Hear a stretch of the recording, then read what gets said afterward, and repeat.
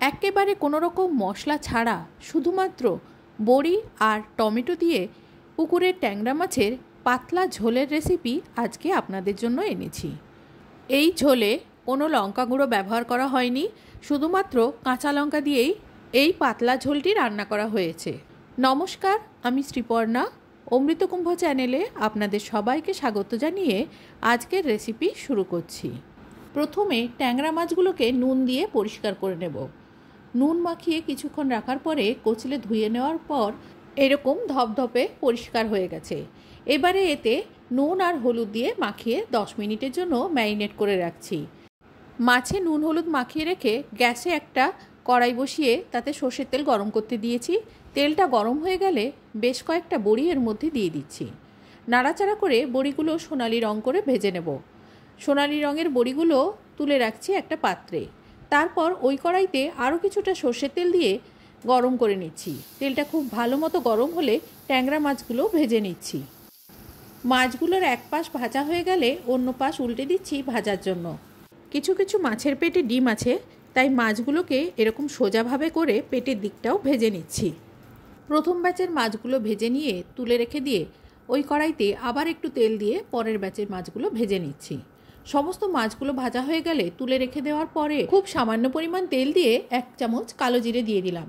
কালো জিরেটা ভাজা হয়ে গেলে টমেটো 4 ফালি করে দিয়ে দিলাম। মোট 3টে টমেটো দিয়েছি। এই টমেটোগুলো ছোট টমেটো, মানে চেরি টমেটো। আপনারা যে কোনো টমেটো ব্যবহার করতে পারেন। হাত দিয়ে কাঁচা লঙ্কা 2-8খানা করে ভেঙে দিয়ে দিচ্ছি। এরকম আমি 2টো কাঁচা লঙ্কা দিলাম। এবারে টমেটো আর কাঁচা লঙ্কা একসাথে তেলের সঙ্গে ভালো করে মিশিয়ে নেব। মিনিট খানেক ভেজে নেওয়ার পর দিয়ে দিচ্ছি এর মধ্যে জল। জলটা এমন পরিমাণে দিতে হবে যাতে মাছগুলো দেওয়ার পরে ডুবে যায়। এই ঝোলের মধ্যেই মাছটা ফোটাবো। জল দেওয়ার পরে দিয়ে দিচ্ছি পরিমাণ মতো গুঁড়ো হলুদ, দিয়ে দিচ্ছি পরিমাণ মতো নুন। নুন হলুদটা গুলে নিয়ে জলটা যখন ফুটে যাবে তখন দিয়ে দিচ্ছি এর মধ্যে ভাজা মাছগুলো। এক এক করে সমস্ত মাছগুলো ঝোলের মধ্যে দিয়ে ঝোলের মধ্যে ভালো করে ডুবিয়ে দিচ্ছি। এবারে 5 থেকে 7 মিনিট এই ঝোলটাকে ফুটতে দেব। আপনারা যদি গা মাখা ঝোলের বদলে বেশি ঝোল চান তাহলে আরও একটু জল দিয়ে ফুটতে দেবেন। আমি একটু গা মাখা ঝোল করব, সেই জন্য সেই মতোই জল দিয়েছি।